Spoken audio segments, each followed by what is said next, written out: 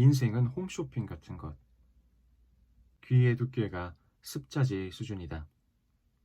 텔레비전 홈쇼핑 채널을 틀면 5분이 채 지나지 않아 스마트폰 앱으로 결제 정보를 전송하고 있는 나를 발견한다. 지금 상담원 연결 어렵습니다. 자동 주문 전화 이용하세요. 방송 시간 10분 남았는데 의미 없을 것 같습니다. 1500분 동시 주문 중입니다. 쇼핑 호스트의 다급한 목소리가 전해지면 심장 박동이 마구 빨라지기 시작한다. 멀쩡히 잘 쓰고 있던 화장품이 어쩐지 예민한 내 피부에 맞지 않는 것처럼 느껴지고 옷장은 텅텅 비어 입을 옷이 하나도 없다는 위기감이 몰려오면서 그래, 저것을 사야겠어 라는 확신이 차오르는 것이다. 정작 발품을 팔아야 하는 쇼핑은 그다지 즐기지 않는다. 귀가 얇은 것으로도 모자라 얼굴 두께도 얇아서다. 실제 물건이 그득한 곳에 가면 결정장애 증상이 나타난다. 물론 몸매 때문이겠으나 이 옷도 별로인 것 같고 저 옷도 별로인 것 같다. 그런데도 와, 너무 잘 어울리세요 하는 점원의 말을 들으면 마음이 한없이 약해진다. 집에 돌아와 입어보면 역시나 마음에 들지 않지만 반품하러 가기가 귀찮을 뿐더러 나의 어수룩함을 드러내는 것 같아 부끄럽기 짝이 없다.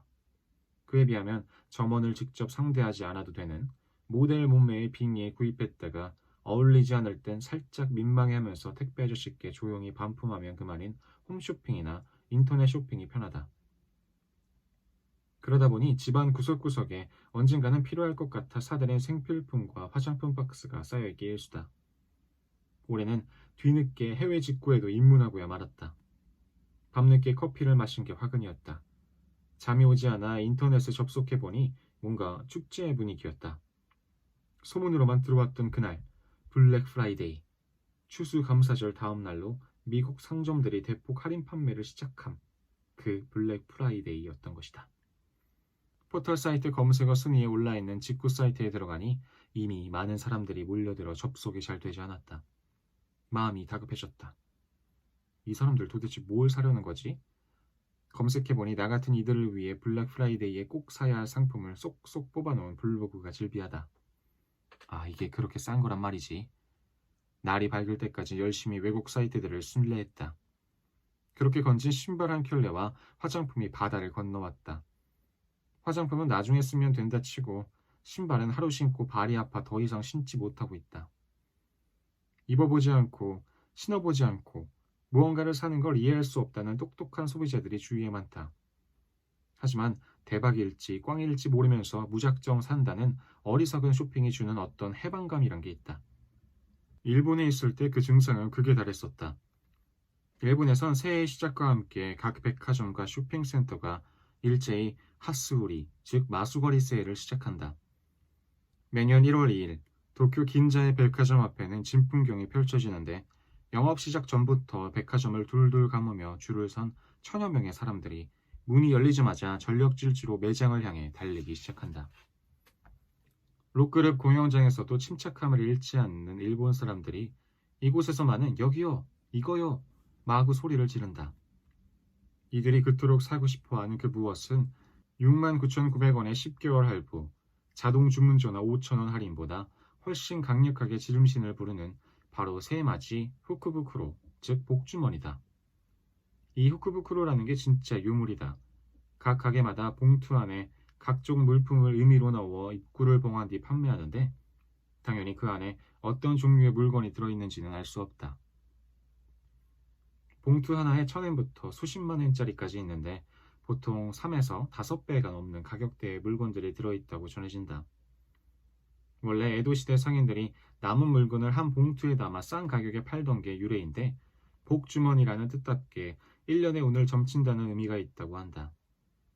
웬만한 가게라면 다 후크부쿠로를 만드는데 옷, 화장품, 액세서리 등은 기본이고 카메라나 프린터 등이 들어있는 가전 후크부쿠로도 인기다.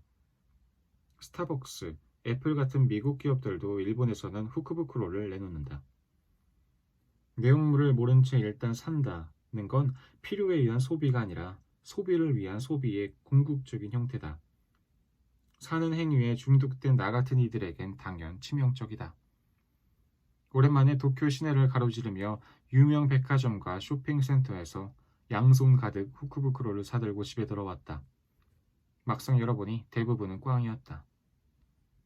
시부야의 쇼핑센터에서 산 후크부크로에는 한쪽 팔뚝만 들어갈 것 같은 앙증맞은 티셔츠와 입으면 다리가 소시지로 변할 듯한 핑크색 스타킹이 담겨 있었다. 오다이바에 있는 유명 수제 가방집에서 거금을 주고 들여온 후크부크로에선 마음에 드는 작은 손가방 하나를 건졌다. 하지만 나머지는 남성용이었다. 이렇게 부르는 쇼핑객들을 위해 쇼핑몰 근처 곳곳에서 마음에 들지 않는 물건들을 꺼내 서로 바꾸는 후크부크로 교환회가 열리기도 한다. 나, 물론 귀찮아서 가지 않았다. 이렇게 계획가는 거리가 먼 쇼핑을 즐기는 탓에 내가 쓸 수 없는 물건들을 주변 사람들에게 나눠주는 경우가 많다. 북유럽 어느 나라 왕실에서 쓴다는 비누나 분명 캐러멜 향이랬는데 살짝 맛이 간 우유 향이 나는 헤어 에센스를 선물 받은 친구들은 기뻐하기는커녕 버럭한다. 나이가 몇 개인데 그렇게 계획 없는 쇼핑을 하느냐고. 그럴 때 써먹기 위해 만들어낸 것이 인생이 홈쇼핑 같은 거 아니겠니? 라는 변명이다. 정작 내뱉고 보니 그럴듯하다. 친구야, 인생에서 하는 어떤 선택이든 후크부크로나 홈쇼핑과 비슷하지 않니? 필요할 것 같아서 나한테 맞는 것 같아 시작했지만 맘에 쏙 드는 신나는 일들만 기다리고 있는 것은 아니잖아. 운명적 만남이라고 확신하며 시작한 연애가 운명의 장난이었음을 깨달으며 막을 내리는 경우도 허다하고 말이야. 인생이 결국 뭐가 들어있는지 모르는 후크부크로인데 쇼핑 중 계획 없이 한다고 뭐 그리 혼날 일이겠니? 그렇게 위안하며 이번 주말에도 홈쇼핑에서 따뜻하기가 밍크 버금간다는 기모 티셔츠 5종 세트를 구입하고야 말았다.